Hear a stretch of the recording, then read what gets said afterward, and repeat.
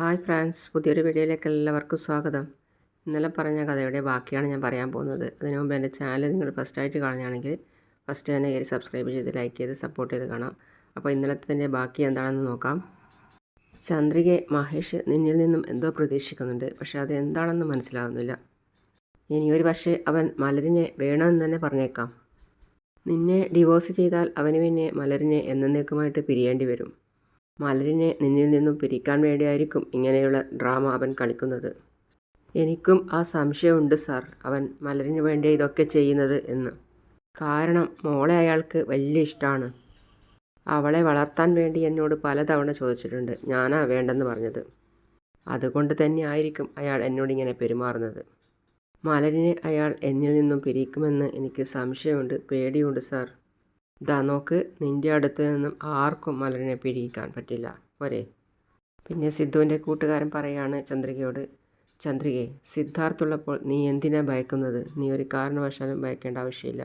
ചന്ദ്രികയെ വാ കയറ് എന്ന് പറഞ്ഞ് അവർ 3 പേരും വണ്ടിയിൽ കയറിയിട്ട് പോവുകയാണ്. പിന്നെ കാണിക്കുന്നത് മേഘയെയും മഹേഷിനെയാണ്. മേഡം എന്നെ വിളിച്ചിരുന്നോ? അതേ മഹേഷ്. മഹേഷിനെ വിളിച്ച് മേഘ ഒരു ചാവി കൊടുക്കുകയാണ്. അപ്പോൾ മഹേഷ് ചോദിക്കുന്നു, ഇതെന്തിൻ്റെ താക്കോലാണ് മേഡം? അപ്പോഴാണ് പറയുന്നത്, ഇത് എൻ്റെ ഫ്രണ്ടിൻ്റെ ഗസ്റ്റ് ഹൗസിൻ്റെ താക്കോലാണ്. ദീപയോട് ആ ഗസ്റ്റ് ഹൗസിൽ പോയിട്ട് കുറച്ച് കാലം താമസിക്കാൻ വേണ്ടി പറയൂ. പുറത്ത് എവിടെയും പോകണ്ട. ഈ കേസ് കഴിയുന്നത് വരെ അവൾ എൻ്റെ ഫ്രണ്ടിൻ്റെ ഗസ്റ്റ് ഹൗസിൽ തന്നെ നിൽക്കട്ടെ. അവൾ എവിടെ ഉണ്ടെന്നുള്ള കാര്യം സിദ്ധുവോ ചന്ദ്രികയോ ആരും തന്നെ അറിയാൻ പാടില്ല. അറിഞ്ഞാൽ അവളെ കോടതിയിലേക്ക് കൂട്ടിക്കൊണ്ടുവന്ന് നിൻ്റെ കൂടെ താമസിച്ചതായിട്ട് തെളിയിക്കും. പിന്നെ നീയും ചന്ദ്രികയുമായിട്ടുള്ള ഡിവോഴ്സ് ഈസി ആയിട്ട് നടക്കും. അതിനിടവരുത്താതെ നോക്കണം. ശരി മാഡം. ഇനി മുതൽ കുറച്ചായിട്ട് ദീപയിൽ നിന്നും നീ അകലണം. അവൾക്ക് എന്തെങ്കിലും സഹായം വേണമെങ്കിൽ ഞാൻ ഹെൽപ്പ് ചെയ്യാം. പക്ഷേ അവൾ നിന്നെ വിട്ട് എന്നേക്കുമായിട്ട് അകലണം. നീ ജീവിക്കുന്നെങ്കിൽ അത് ചന്ദ്രികയോടൊപ്പം മാത്രമായിരിക്കണം. നിൻ്റെ ജീവിതത്തിൽ മറ്റാർക്കും സ്ഥാനം ഉണ്ടാകാൻ പാടില്ല. മനസ്സിലായോ? മനസ്സിലായി മാഡം. ഇതെല്ലാം ഞാൻ ചന്ദ്രികയോട് സ്നേഹമുള്ളതുകൊണ്ട് പറയുന്ന. നീ ചന്ദ്രികയെയും മലരിനെയും നന്നായിട്ട് നോക്കിയാൽ നിനക്ക് ഞാൻ എന്താ വേണ്ടതെന്ന് വെച്ചാൽ ചെയ്യാം.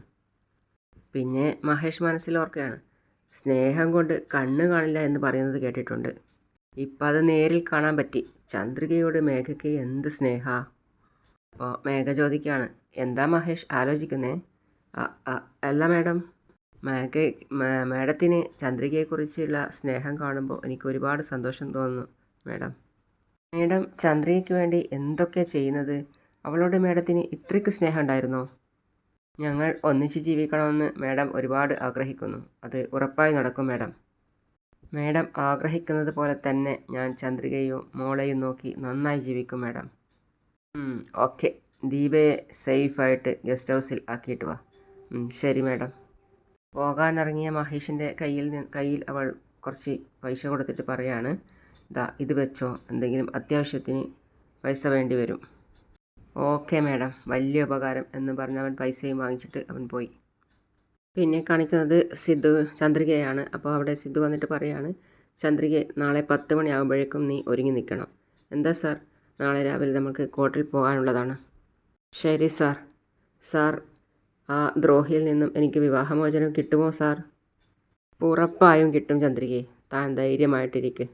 അത് മാത്രം സാർ, അത് വാങ്ങിത്തന്നാൽ സാർ ഞാൻ എൻ്റെ കുഞ്ഞിന് കഞ്ഞി കൊടുത്തിട്ടാണെങ്കിലും മര്യാദയ്ക്ക് ജീവിച്ചോളാം സാർ.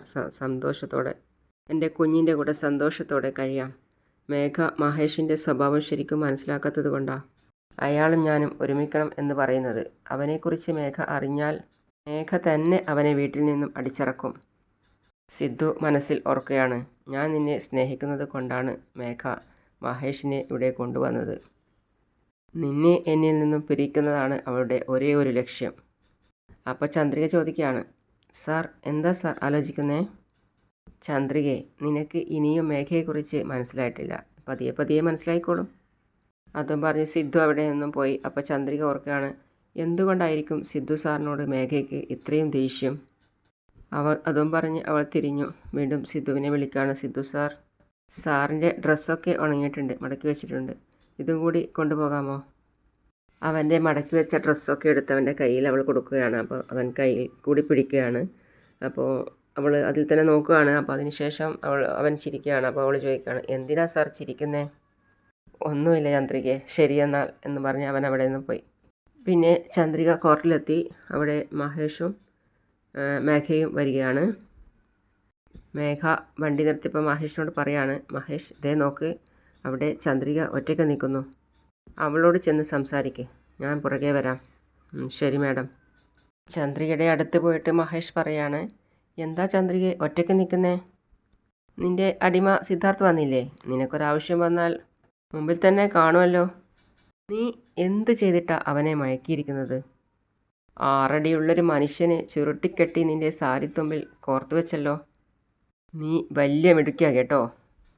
ദേ നോക്ക്, അദ്ദേഹത്തെക്കുറിച്ച് മോശമായിട്ടെന്തെങ്കിലും പറഞ്ഞാൽ അവൾ കൈ ചൂണ്ടി പറയാണ് അവനോട്. കരിക്ക് ചെത്തുന്നത് പോലെ നിൻ്റെ തല ചെത്തിക്കളഞ്ഞിട്ടില്ല ജയിലിലേക്ക് പോകും ഞാൻ. എന്നെ കൊന്നിട്ട് നീ എങ്ങാനും ജയിലിൽ പോയാൽ ആ സിദ്ധാർത്ഥ് സാറ് വല്ലാത്തങ്ങ് വിഷമിക്കും. അതിനെനിക്ക് വിഷമമില്ലേ. ഇങ്ങനെ മോശമായിട്ട് സംസാരിക്കാതെ ഇവിടെ നിന്ന് പോകാൻ നോക്ക്. ദേ നോക്ക്, നീ മര്യാദയ്ക്ക് ആ ഡിവോഴ്സ് കേസ് തിരിച്ചെടുത്തിട്ട് ഇവിടെ നിന്ന് പോയിക്കോ. ഇല്ലെങ്കിൽ ഞാൻ നിന്നോട് മറ്റൊരു രീതിയിൽ പെരുമാറേണ്ടി വരും. താൻ എന്ത് ചെയ്യുമെന്നാ? നീ മര്യാദയ്ക്ക് ആ കേസ് അങ്ങ് തിരിച്ചെടുത്തോ. അല്ലെങ്കിൽ മോളെ എനിക്ക് വേണമെന്ന് പറഞ്ഞ് ഞാൻ നിൻ്റെ പേരൊരു കേസ് കൊടുക്കും. നിങ്ങൾ എന്ത് കേസ് വേണമെങ്കിലും കൊടുത്തോ, ഞാൻ നിങ്ങളുടെ വിരട്ടിൽ നിന്നും പേടിക്കില്ല. നിങ്ങളുടെ കയ്യിൽ നിന്നും ഡിവോഴ്സ് വാങ്ങിയേ ഞാൻ അടങ്ങൂ. അത് നോക്കാമല്ലോ. നിനക്ക് എൻ്റെ കയ്യിൽ നിന്നും ഡിവോഴ്സ് വാങ്ങിക്കാനും പറ്റില്ല, നീ വിചാരിക്കുന്നത് പോലെ ആ സിദ്ധുവിൻ്റെ കൂടെ ജീവിക്കാനും പറ്റില്ല. നീ ആ സിദ്ധാർത്ഥിൻ്റെ കൂടെ ജീവിക്കാൻ വേണ്ടിയിട്ടാണ് ഈ കോടതി വരെ വന്നതെന്ന് എനിക്ക് നന്നായിട്ടറിയാം. ദേ അദ്ദേഹത്തെക്കുറിച്ച് മോശമായിട്ടൊന്നും സംസാരിക്കാതെ. അദ്ദേഹം ഒരു നല്ല മനുഷ്യനാണ്, അല്ലാതെ തന്നെപ്പോലെ തരം താഴ്ന്നവനല്ല. അപ്പോഴേക്കും സിദ്ധുവും അവൻ്റെ കൂട്ടുകാരനും വണ്ടിയിൽ വന്ന് ഇറങ്ങി. അവർ ഇറങ്ങുമ്പോൾ തന്നെ കാണുന്നത് ചന്ദ്രികയുടെ അടുത്ത് പോയിട്ട് സംസാരിച്ചു കൊണ്ടിരിക്കുന്ന മഹേഷിനെയാണ്. എടാ സിദ്ധു, അങ്ങോട്ട് നോക്കിയേ, മഹേഷ് ചന്ദ്രികയെ ഭീഷണിപ്പെടുത്തുകയാണെന്ന് തോന്നുന്നു എന്ന് പറഞ്ഞ് സിദ്ധു പെട്ടെന്ന് നടന്നിട്ട് അവരുടെ അടുത്തെത്തി. അപ്പോഴേക്കും ചന്ദ്രിക പറയാണ്, നിങ്ങൾ സംസാരിച്ചതൊക്കെ മതി, ഇനി ബാക്കി നമുക്ക് കോടതിയിൽ വെച്ച് പറയാം. അപ്പോൾ സിദ്ധു അതിൽ കയറി ചോദിക്കുകയാണ്, ചന്ദ്രിക എന്താ പ്രശ്നം? അപ്പോൾ മഹേഷ് പറയാണ്, ഞാൻ ഓർത്തതേയുള്ളൂ, ഇതുവരെ ഹീറോയെ ഇങ്ങോട്ട് കണ്ടില്ലല്ലോ എന്ന്. എന്താ സാർ, ഞാൻ ചന്ദ്രികയോട് സംസാരിക്കുമ്പോൾ മാത്രം നിങ്ങൾ കൃത്യമായിട്ട് ഇവിടെ എത്തുന്നത്? അപ്പോൾ സിദ്ധുവിൻ്റെ കൂട്ടുകാരൻ പറയാണ്, എടാ മര്യാദയ്ക്ക് സംസാരിക്ക്, അല്ലെങ്കിൽ അടിച്ച് നിൻ്റെ മോന്തയുടെ ഷേപ്പ് മാറ്റും ഞാൻ. എന്താ സാർ ഇങ്ങനെ? ഇന്നലെ നിങ്ങൾ രണ്ടുപേരും ഇരട്ടപ്പറ്റവരെ പോലെയായിരുന്നല്ലോ. എന്താ നിൻ്റെ പ്രശ്നം എന്താ? അപ്പോൾ മഹേഷ് പറയാണ്, ദീപയെ ഇന്നലെ പിടിക്കാൻ വേണ്ടി നിങ്ങൾ രണ്ടുപേരും കുറേ നേരം ട്രേസ് ചെയ്തെന്ന് അറിഞ്ഞു. അവസാനം അവൾ നിങ്ങളെ വിട്ട് രക്ഷപ്പെട്ടെന്ന് തോന്നുന്നു. എടാ മഹേഷേ, എന്നെങ്കിലും ഒരു ദിവസം അവൾ എൻ്റെ മുമ്പിൽ വന്ന് പെടുക തന്നെ ചെയ്യും. നിൻ്റെ വീരവാദമെല്ലാം അതോടെ അവസാനിക്കും, മനസ്സിലായോ? നമുക്കത് അപ്പം നോക്കാം സാർ. അല്ല സാർ, ഞാൻ അറിയാൻ മേലാത്തതുകൊണ്ട് ചോദിക്കുക. ചന്ദ്രികയ്ക്കൊരു പ്രശ്നം വന്നാൽ ഇങ്ങനെ ടെൻഷൻ ആവുന്നുണ്ടല്ലോ, അതെന്താ സാർ? അതിന് മാത്രം നിങ്ങൾ തമ്മിൽ എന്താ സാർ ഉള്ളത്? എടാ മര്യാദയ്ക്ക് നിർത്തിക്കോ, അല്ലെങ്കിൽ നീ സംസാരിച്ചാൽ നിൻ്റെ പല്ലിയാനടിച്ച് താഴെയിടും. ആഹാ, നീ എൻ്റെ ഷേപ്പ് മാറ്റുന്നത് വരെ എൻ്റെ കൈ എന്താ പൂ പറിക്കാൻ പോവോ? എടാ വേണ്ട എന്ന് വിചാരിക്കുമ്പോൾ എനിക്ക് ഇത്തിരി കൂടുന്നുണ്ടെന്ന് പറഞ്ഞ് അവനെ അടിക്കാൻ വേണ്ടി പോവുകയാണ്. അപ്പോൾ സിദ്ധുവും ചന്ദ്രികയും കൂടി ചേർന്ന് പിടിച്ചു വെക്കാണ്. നീ എന്താടാ വിചാരിച്ച് വെച്ചിരിക്കുന്നത് എന്ന് പറഞ്ഞ് രണ്ടുപേരും അടി കഴിയാൻ വേണ്ടി പോവുകയാണ്. അപ്പോൾ സിദ്ധു പറയാണ്, വേണ്ട. മഹേഷ് കൈ കുടഞ്ഞിട്ട് പറയാണ്, നിൻ്റെ ഈ വിരട്ടലൊക്കെ വേറെ എവിടെയെങ്കിലും മതി. എന്താ സിദ്ധാർത്ഥ് സാർ, എന്നെ അടിക്കാൻ വേണ്ടി വേറെ ഗുണ്ടകളെ കൊണ്ടുവന്നതാണോ? സിദ്ധു, എടാ നിന്നെ അടിക്കാനൊക്കെ എന്തിനാണ് ഞാൻ വേറെ ആൾക്കാരെ കൊണ്ടുവരുന്നത്? ഒന്ന് പോകാൻ നോക്കടാ, ചിരിച്ച് തമാശാക്കാത്തെ. ചന്ദ്രികയെ സിദ്ധു സാർ വാ പോകാം എന്ന് പറഞ്ഞ് അഡ്വക്കേറ്റ് അവരെ വിളിക്കാൻ വേണ്ടി വന്നു. അപ്പോഴാണ് വണ്ടിയിൽ നിന്നും മേഘ ഇറങ്ങിയിട്ട് പോകുന്നത്. എന്താ മഹേഷ്, ചന്ദ്രിക എന്താ നിന്നോട് പറയുന്നേ? മേഡം, ഞാൻ ചെറുതായിട്ടൊന്ന് പേടിപ്പിച്ച് നോക്കി, പക്ഷേ അവൾ അങ്ങനെയൊന്നും പേടിക്കില്ല. അവൾക്ക് എന്നെ എങ്ങനെയെങ്കിലും ഡിവോഴ്സ് ചെയ്തേ മതിയാവൂ എന്ന് തോന്നുന്നു. നോക്ക്, നീ ദീപയുടെ കൂടെ കഴിയുന്നുള്ള കാര്യം പ്രധാന പോയിൻ്റായിട്ട് അവരുടെ ഭാഗത്ത് നിന്ന് മാറിയിരിക്കും. അപ്പോൾ സ്ട്രോങ് ആയിട്ട് പറയണം, ദീപ എന്ന പറയുന്ന പെണ്ണിനെ എനിക്ക് അറിയില്ല, അവർ കള്ളം പറയുന്നതാണെന്ന് നീ വരുത്തി തീർക്കണം. ബാക്കിയൊക്കെ നമ്മളെ ലോയർ നോക്കിക്കോളും. ശരി മാഡം. എൻ്റെ ലോയറും വന്ന് വിളിച്ചു. അപ്പോൾ ശരി മഹേഷ്, സൂക്ഷിച്ച് എല്ലാം പറയണം എന്ന് പറഞ്ഞ് മേഘ അനുഗ്രഹിച്ചയക്കാണ്. മഹേഷിൻ്റെ കൂടെ തന്നെയുണ്ട് മേഘ. അവനെ നല്ല രീതിയിൽ തന്നെ പറയാൻ വേണ്ടി സപ്പോർട്ട് ചെയ്യുകയാണ്. പിന്നെ അഡ്വക്കേറ്റ് വന്നിട്ടുണ്ട്. അപ്പോൾ ജഡ്ജി വന്നിട്ട് കേസ് വിളിക്കുകയാണ്. ജഡ്ജി പറയാണ് ചന്ദ്രികയോട് വരാൻ പറയൂ. അപ്പോൾ അവിടെയുള്ള ഗുമസ്തനൊക്കെ വിളിക്കുകയാണ് ചന്ദ്രിക എന്ന്. എന്നെ വിളിക്കുന്നത് മഹേഷിനെയാണ്, മഹേഷ് എന്ന്. അപ്പം മഹേഷും അവിടെ എത്തി. ജഡ്ജി പറയാണ് കോർട്ടിൽ നിൽക്കുന്ന രണ്ടുപേരോടുമായിട്ട് മഹേഷിന് ഈ കേസിൽ ഒഴിവാക്കാൻ വേണ്ടി താല്പര്യമില്ല, എന്നാൽ ചന്ദ്രിക ഡിവോഴ്സിനും ചോദിക്കുന്നു. അപ്പോൾ ഇത് ഫ്യൂച്ചർ ഡിവോഴ്സ് അല്ല. ചന്ദ്രിക, എന്തുകൊണ്ടാണ് നിങ്ങൾ മഹേഷിനെ ഡിവോഴ്സ് ചെയ്യണമെന്ന് ആഗ്രഹിക്കുന്നത്? എൻ്റെ അച്ഛൻ മരിച്ചുപോയ സമയത്ത് ഞാൻ അനാഥയാകരുത് എന്നുള്ള കാരണത്താൽ മഹേഷിനെ കൊണ്ട് എന്നെ വിവാഹം കഴിപ്പിച്ചു. എന്നാൽ ഇദ്ദേഹം എൻ്റെ അച്ഛൻ്റെ സ്ഥലം, വീട്, എൻ്റെ സ്വർണം എല്ലാം വിറ്റ് ചീട്ട് കളിച്ചുകൊണ്ട് നടന്നു. ദിവസവും മദ്യപിച്ച് വന്ന് എന്നെ ഒരുപാട് ദ്രോഹിക്കുമായിരുന്നു. ഞാൻ ഗർഭിണിയായിരിക്കുന്ന സമയത്ത് ആ അവസ്ഥ പോലും പരിഗണിക്കാതെ എന്നെ ഒരുപാട് ഉപദ്രവിച്ചിട്ടുണ്ട്. ഞാൻ ഒരു പെൺകുട്ടിയെ പ്രസവിച്ചു എന്ന് പറഞ്ഞ് എന്നെയും എൻ്റെ കുഞ്ഞിനെയും ഉപേക്ഷിച്ച് ഇയാൾ പോയി കഴിഞ്ഞു. ഞാനൊരു പെൺകുഞ്ഞിനെ പ്രസവിച്ചു എന്നുള്ള കാരണത്താൽ അയാൾ പോയി കളഞ്ഞു. എന്നിട്ട് 6 വർഷത്തിന് ശേഷം പോലും അതിൻ്റെ ഇടയ്ക്ക് വരെ അയാൾ എൻ്റെ കുഞ്ഞിനെ കാണാൻ വന്നിട്ടില്ല, ഒന്നും നോക്കിയിട്ട് പോലുമില്ല. ഞാൻ ഒറ്റയ്ക്ക് തന്നെയാണ് എൻ്റെ മോളെ നോക്കിയതും വളർത്തിയതും ഒക്കെ. മഹേഷ് ഈ നാട്ടിൽ വേറൊരു സ്ത്രീയുമായിട്ട് കഴിയുകയാണ്. അവളുമായിട്ടാണ് കഴിയുന്നത് എന്ന് ഞാൻ അറിഞ്ഞു മേഡം. അങ്ങനെ ചെന്ന് അന്വേഷിച്ചപ്പോൾ ദീപ എന്ന് പറഞ്ഞൊരു പെണ്ണുമായിട്ട് വിവാഹം കഴിച്ച് അയാൾ ജീവിക്കുകയാണെന്ന് അറിഞ്ഞു. ഞാൻ ഇയാളുടെ നീതി ചോദിച്ചപ്പോൾ എന്നെ അടിച്ചു വീട്ടിൽ നിന്നും അയാൾ പുറത്താക്കി. എൻ്റെ കഴുത്തിലുണ്ടായിരുന്ന താലി പോലും ഇയാൾ പൊട്ടിച്ചു.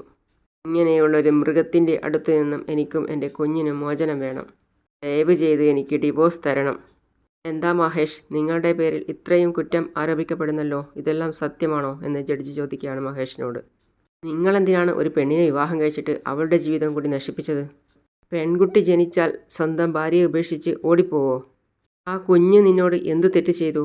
നീ ചന്ദ്രയെ ഡിവോഴ്സ് ചെയ്യാതെ മറ്റൊരു പെണ്ണിൻ്റെ കൂടെ ജീവിക്കുന്നത് തന്നെ വലിയ തെറ്റാണ്. അതിന് നിയമത്തിൽ വലിയ ശിക്ഷയുണ്ട്, അത് നിങ്ങൾക്കറിയോ? മേഡം, ഇടയ്ക്ക് കയറി പറയാമെന്ന് വിചാരിക്കരുത്. ചന്ദ്രിക മുഴുവൻ കള്ളമാണ് പറയുന്നത് മേഡം. ഞാൻ ചന്ദ്രികയെ നന്നായിട്ടാണ് മേഡം നോക്കിയത്. പക്ഷേ ഇവൾക്കാണ് എന്നെ ഇഷ്ടമില്ലാത്തത്. അത് മഹേഷ് പറഞ്ഞപ്പോൾ സിദ്ധുവും അവൻ്റെ കൂട്ടുകാരനും പരസ്പരം നോക്കുകയാണ്. മേഘയ്ക്ക് നല്ല സന്തോഷവുമായി. എൻ്റെ മോളെയും എനിക്ക് ഭയങ്കര ഇഷ്ടമാണ് മേഡം. ഇവളാണ് എന്നോടൊപ്പം ജീവിക്കേണ്ട എന്ന് പറയുന്നത്. ഇപ്പോഴും ഇവൾക്കൊപ്പം ജീവിക്കാൻ ഞാൻ തയ്യാറാണ് മേഡം. ഞങ്ങൾ രണ്ടുപേരെയും എങ്ങനെയെങ്കിലും ഒരുമിപ്പിക്കണം മേഡം. ദീപ എന്ന് പേരുള്ള ഒരു സ്ത്രീയോടൊപ്പം നിങ്ങൾ ജീവിക്കുന്നു എന്ന് പറഞ്ഞല്ലോ, ആരാണ് ആ സ്ത്രീ എന്ന് ജഡ്ജി ചോദിക്കുന്നു. അയ്യോ, ദീപ എന്ന് പേരുള്ള ഒരാളെ ഞാൻ കണ്ടിട്ടേ ഇല്ല മേഡം. ചന്ദ്രിക വെറുതെ കള്ളം പറയാം. അത് കേട്ടപ്പോൾ സിദ്ധുവിൻ്റെ കൂട്ടുകാരനും ഒക്കെ കൈമലർത്തുകയാണ്. അതെങ്ങനെയാണ് കള്ളം പറയാം? അപ്പോൾ മഹേഷ് പറയാണ്, ഭഗവാൻ സാക്ഷിയായിട്ടും ദീപ എന്ന് പേരുള്ളൊരു പെണ്ണിനെ എനിക്ക് അറിയില്ല മേഡം. അപ്പോൾ ചന്ദ്രിക താടിക്ക് കൈവച്ചു. അയ്യോ. അപ്പോൾ ആ ചന്ദ്രികയുടെ വക്കീൽ പറയുകയാണ്, മേഡം, മഹേഷ് പറയുന്നത് മുഴുവൻ കള്ളമാണ് മേഡം. ചന്ദ്രികയുടെ ഡിവോഴ്സ് ചെയ്യാതെ ആ ദീപ എന്ന് പറയുന്ന ആ സ്ത്രീയോടൊപ്പമാണ് മഹേഷ് ഇപ്പോഴും ജീവിക്കുന്നത്. അപ്പോൾ മഹേഷിൻ്റെ വക്കീൽ ഇടപെട്ടു. മഹേഷ് ദീപ എന്ന് പറയുന്നൊരു സ്ത്രീയുടെ കൂടെ ജീവിക്കുന്നതിന് എന്തെങ്കിലും സാക്ഷികളോ തെളിവുകളോ വല്ലതും ഉണ്ടോ? ഇത് നേരിട്ട് കണ്ട വിറ്റ്നസിനെ ഹാജരാക്കാം. ശരി, ഹാജരാക്കൂ. വരൂ സാർ എന്ന് വിളിച്ച് സിദ്ധുവിനെ വിളിച്ചു. മഹേഷ് ദീപ എന്ന് പറയുന്നൊരു സ്ത്രീയോട് ഒപ്പം ജീവിക്കുന്നത് നിങ്ങൾ കണ്ടിട്ടുണ്ടോ? അപ്പോൾ സിദ്ധു പറഞ്ഞു, അതേ മേഡം, ഞാൻ കണ്ടിട്ടുണ്ട്. 10 ദിവസം മുമ്പ് പോലും മഹേഷും ദീപയും ക്ഷേത്രത്തിൽ ഒരുമിച്ച് വരുന്നത് ഞാൻ കണ്ടിട്ടുണ്ട്. മാത്രമല്ല മേഡം, ഇവനും കണ്ടു. അതേ മേഡം, ഞാനും കണ്ടു. 2 പേരും ഒന്നിച്ച് ബൈക്കിലാണ് പോയത്. ഇല്ല മേഡം, ഇവർ പറയുന്നത് കള്ളമാണ്. ചന്ദ്രികയെയും എന്നെയും പിരിയിക്കണമെന്നുള്ള ആഗ്രഹത്തോടു കൂടിയിട്ട് ഇവർ മനഃപൂർവ്വം ആ ദീപ എന്ന പേരുള്ള പെൺകുട്ടിയെ എൻ്റെ തലയിൽ കെട്ടിവെക്കുകയാണ്. മേഡം, ചന്ദ്രികയെ ഞാൻ ഡിവോഴ്സ് ചെയ്യാൻ ആഗ്രഹിക്കുന്നില്ല. കൂടെ ജീവിക്കാനാണ് മേഡം ആഗ്രഹം. അങ്ങനെയാണ് ഇന്നത്തെ കഥ അവസാനിക്കുന്നത്. അപ്പോൾ ഞാൻ അടുത്ത വീഡിയോയുമായിട്ട് ഉടൻ വരുന്നതാണ്. അതുവരേക്കും ബൈ ബൈ.